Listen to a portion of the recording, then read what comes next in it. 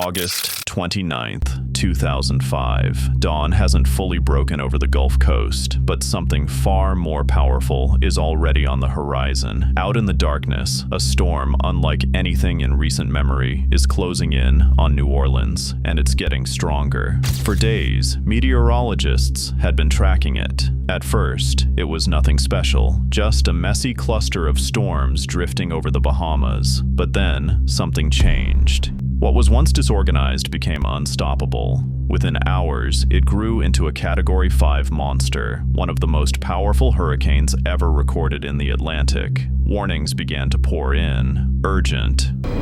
This is a Fox News alert. New Orleans is drowning, and everyone has been ordered to get out immediately. Floodwaters threaten to put the entire city underwater. That we will be doing a mandatory evacuation, and I'm going to read the evacuation order to the public. The message was clear: leave now, and many did. Over 1 million people evacuated, but tens of thousands couldn't. No cars, no money, no way out. They stayed behind, unknowing that the real danger wasn't just the storm approaching, but something already waiting for them. Because the greatest threat to New Orleans wasn't Katrina. It was a system that had been quietly failing for decades. Engineers had warned about it for years. Reports were written. Simulations were run. The conclusion was always the same. If a major storm hit, the city wouldn't just flood, it would collapse. Entire neighborhoods would vanish underwater. A year before Katrina, a full-scale disaster simulation predicted exactly what would happen. Thousands dead, a city submerged, chaos on a scale never seen before, and yet nothing changed.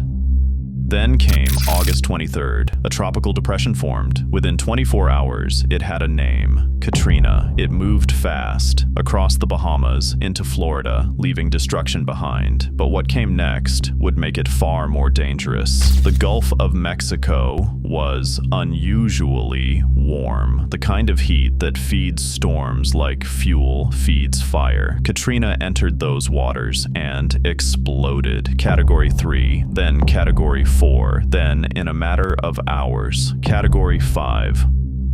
Winds reached 175 miles per hour. Pressure dropped to terrifying levels. It became one of the most intense storms ever recorded.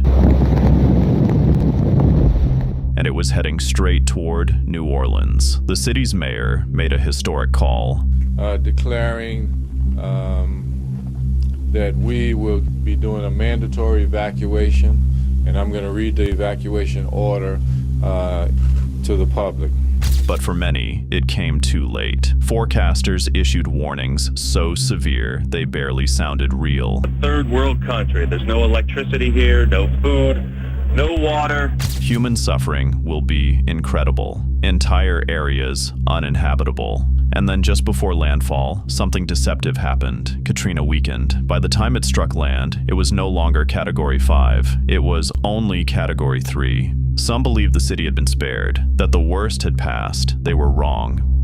Because while the winds had weakened, the storm surge had not. Hours before sunrise, water had already begun overtopping levees, quietly at first, then suddenly, violently. A flood wall along the industrial canal cracked open, then another breach, then another. Water didn't rise slowly, it rushed in. Entire neighborhoods were swallowed in minutes. Walls of water surged through streets, up staircases. People scrambled to attics. Some made it to rooftops. Others never got the chance. Later, rescuers would find axe marks in ceilings. Desperate attempts to escape rising water. By the end of the day, 20% of New Orleans was underwater. Within 2 days, it was 80%. Some areas were buried under 15 feet of water. Historic districts, slightly higher in elevation, survived.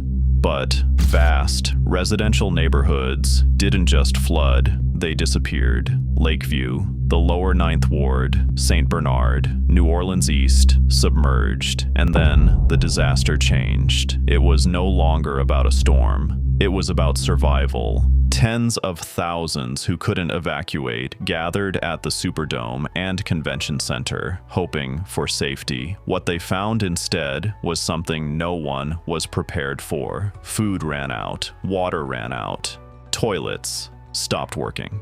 The heat became suffocating. The roof of the Superdome tore open. Inside, thousands waited in darkness, uncertainty, and fear. Outside, the city became a maze of water and silence. Survivors marked rooftops, waved from windows, called anyone who might hear them. Help didn't come fast enough. Days passed.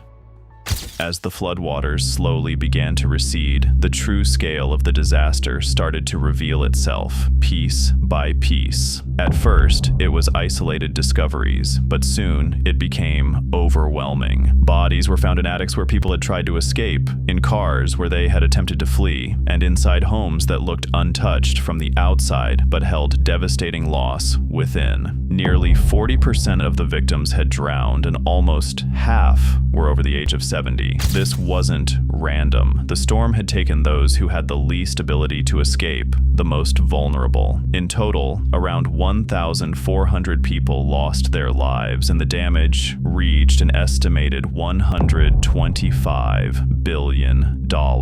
Over 1 million homes across the Gulf Coast were affected, and in New Orleans alone, nearly 70% of homes were damaged. The city didn't just flood, it was transformed overnight. Before the storm, nearly 500,000 people lived there. Within a year, that number was cut in half as families were forced to scatter, many never returning. Entire neighborhoods fell silent. Empty lots replaced homes, and although streets were rebuilt, the people who once filled them were often gone for good. The deadliest part of Katrina wasn't the hurricane itself, but the failure that followed. The collapse of critical infrastructure, the delays in response, and the breakdown of systems that were meant to protect people turned a natural disaster into a human catastrophe. In the years that followed, billions of dollars were spent rebuilding stronger levees, installing massive floodgates, and creating advanced pumping systems. Today, New Orleans is protected by one of the most sophisticated flood defense systems in the world. But even now, one question remains: is it enough? The name Katrina was retired and will never be used again for another storm, but what it represents has never truly disappeared. Katrina became more than just a hurricane. It became a warning. Years later, New Orleans still lives. The music still echoes through its streets. Its culture remains vibrant, and its spirit endures. But the recovery has not been equal. Some neighborhoods came back stronger, while others still carry deep scars. There are places where homes once stood that remain empty, and streets that look rebuilt but feel incomplete. Beneath it all, there is a memory that refuses to fade, a reminder that this was not just a natural disaster, but a preventable one. Katrina didn't just flood a city, it exposed everything that was already broken. And for thousands of people, that failure wasn't temporary, it was permanent. Lives were lost, futures were erased, and entire communities were changed forever. The storm didn't destroy New Orleans. The system did, and that is what makes it unforgettable. Because long after the water was gone, the consequences remained. If you've made it this far, then you understand. This isn't just a story about a hurricane. It's a story about warnings that were ignored, systems that failed, and people who paid the price. These stories take time to uncover and tell. And if you want more like this, stories that go deeper than headlines, stay with the channel, because some disasters don't end when the storm passes. Sometimes that's only the beginning, and the next one is always out there, waiting.